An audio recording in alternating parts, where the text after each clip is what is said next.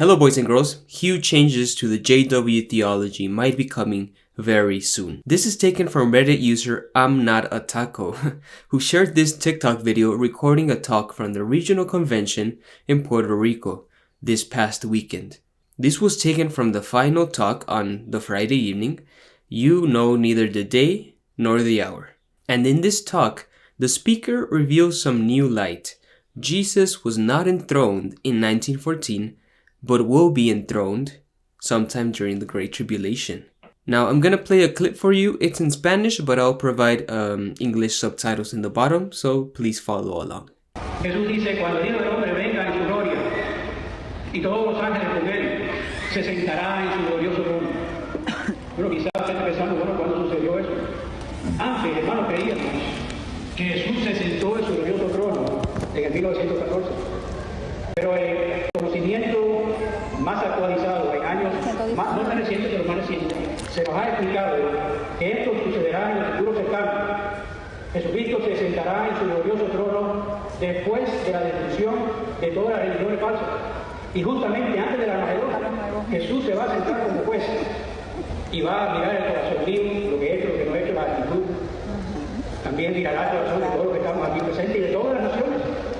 Y por ende, la segunda parte, en el versículo 32, dice que entonces va a separar a las ovejas y las cabras, ¿verdad? Yeah, so quite wild. The original video is like 10 minutes long, and then the rest of the talk, the speaker just goes over the requirements to be considered a sheep. You know, you have to support Christ's brothers, aka the governing body, so more of the usual, but I just found that clip extremely interesting. At first I thought the Reddit user was just kind of misunderstanding the Spanish, but I'm a Spanish speaker myself, and the speaker was very clear. He says that Jesus will be enthroned during the Great Tribulation after the fall of false religion, and he wasn't enthroned back in 1914 as they used to believe. So what is going on? Has this speaker gone rogue? Maybe I really doubt that he doesn't understand the 1914 teaching if he's giving a talk in the regional convention. He must be maybe like someone visiting from the branch or someone very important in Puerto Rico itself.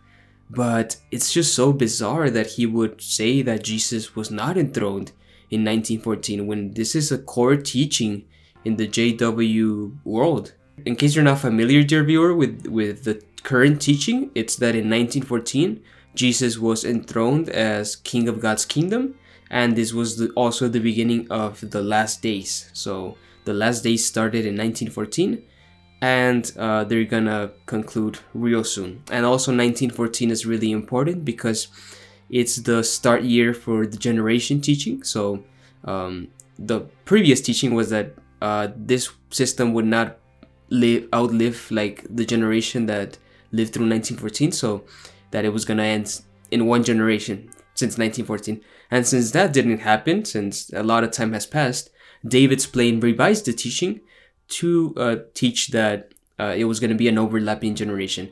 It made no sense. So the truth is that the 1914 doctrine is very problematic for a lot of reasons. It depends on the year 607 of Jerusalem's destruction, and this is a year which is not corroborated by historians.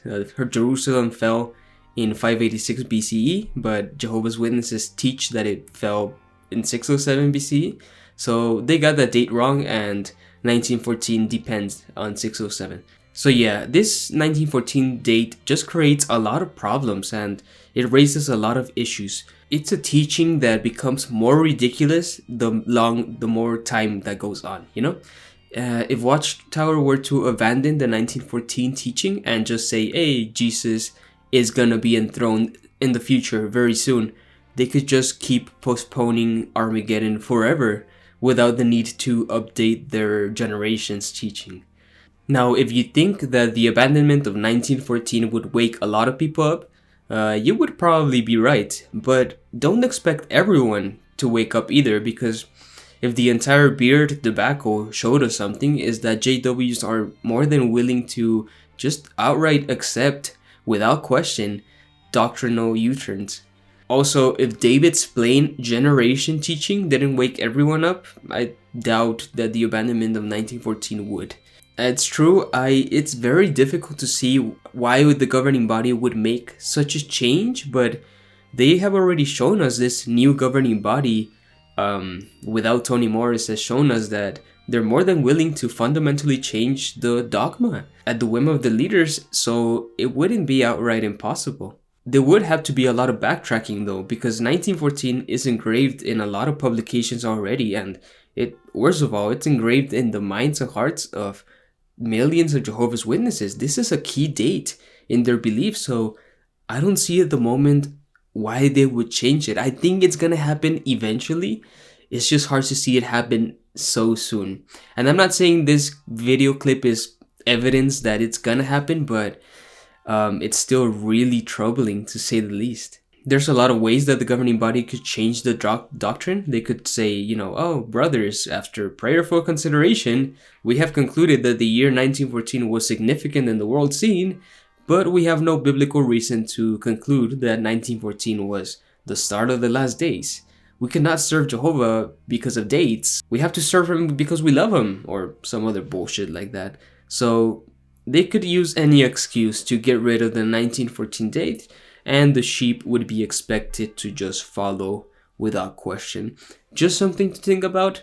This is not evidence of anything really, but hey, it's fun to speculate, and anything is on the table now, guys. I mean, they've done so many changes to the doctrine that if they got rid of 1914, I wouldn't be surprised at all.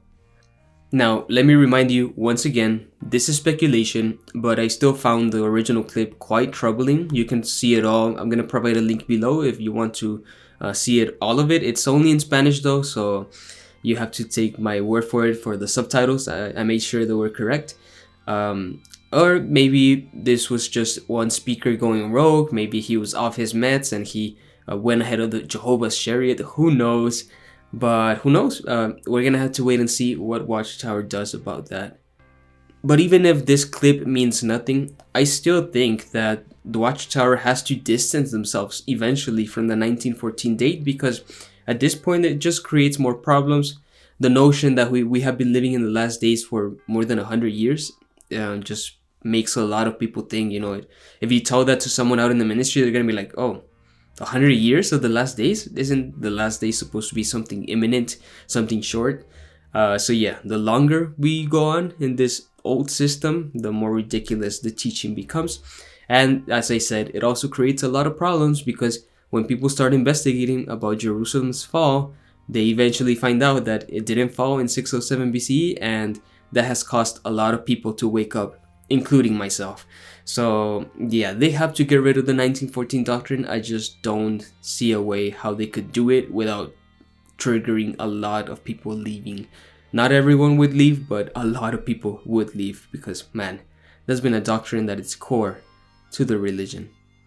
So guys, let me know what you thought in the comments below. Do you think Watchtower is gonna get rid of 1914 anytime soon? Do you think this was just a rogue speaker? Does it even matter? How do you think Jehovah's Witnesses would react if Watchtower got rid of 1914? And would they do it with a swift announcement like the beard rule? Or would it just be very sneaky, deleting the references to 1914 little by little? You let me know in the comments below, guys, and don't forget to smash the subscribe button for future updates. I have some really fun videos coming your way.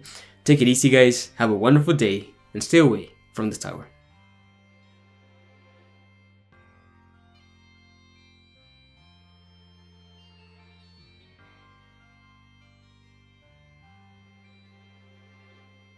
Bah.